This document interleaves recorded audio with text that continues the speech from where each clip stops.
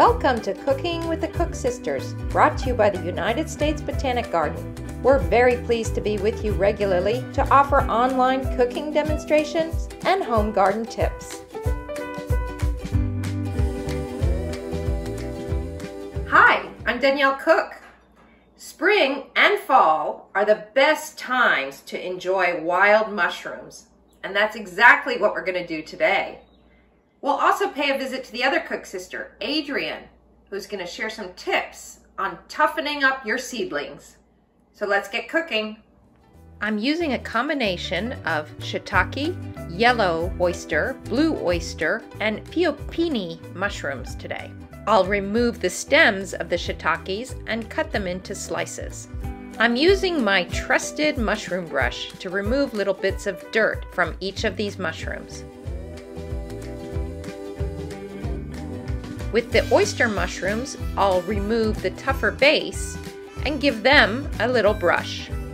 Wild mushrooms are quite delicate, so the less you handle them, the better.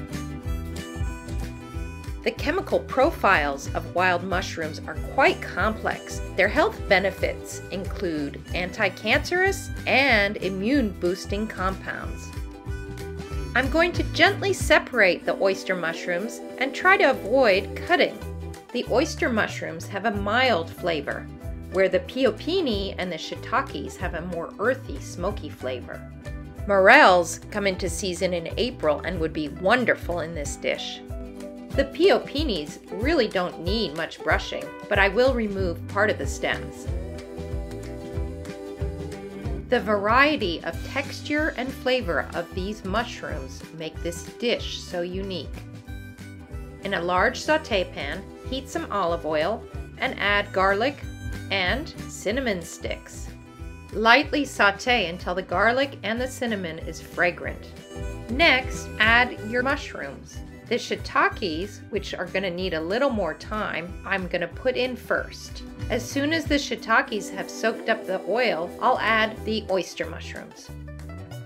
A sprinkling of sea salt helps the mushrooms release some of their moisture. Rather than stir the mushrooms, shaking the pan allows the mushrooms to remain intact. Once all the mushrooms are in the pan, I'll add some fresh chopped thyme.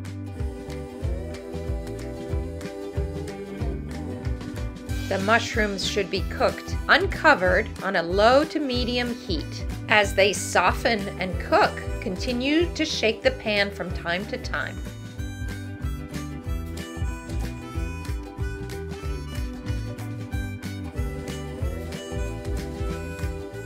Finish off your mushrooms with some fresh squeezed lemon juice and chopped parsley.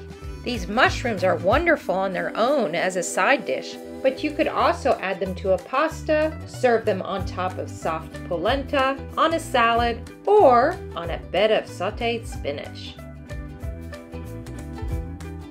And now, let's see what Adrienne is up to. Hi, I'm Adrienne. Welcome to my garden. So today we're going to be talking about hardening off seedlings, which is really an important part of getting your seedlings from the indoors to the outdoors. As soon as I'm done with my watering, we'll get going. Cold hardy vegetables like lettuce are much less fragile than the heat-loving varieties that we all look forward to in the summertime. Tomatoes are robust plants that grow into large bushes, but these seedlings are a reminder that they are tender annuals that need careful introduction to the outdoors. Nigella seedlings, like other annual flowers, also need pampering before they can go into the soil.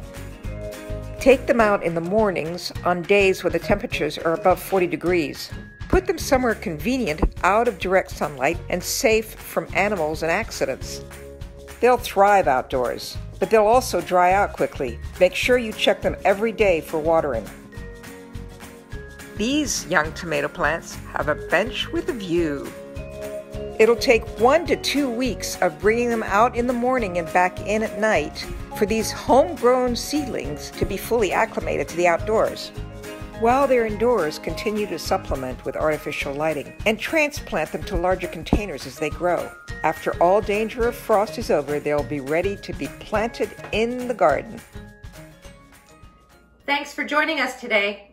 I hope you'll come back next week. I'll be cooking with Adrienne's wonderful canned tomatoes from last summer, and she'll be planning for this year's tomatoes.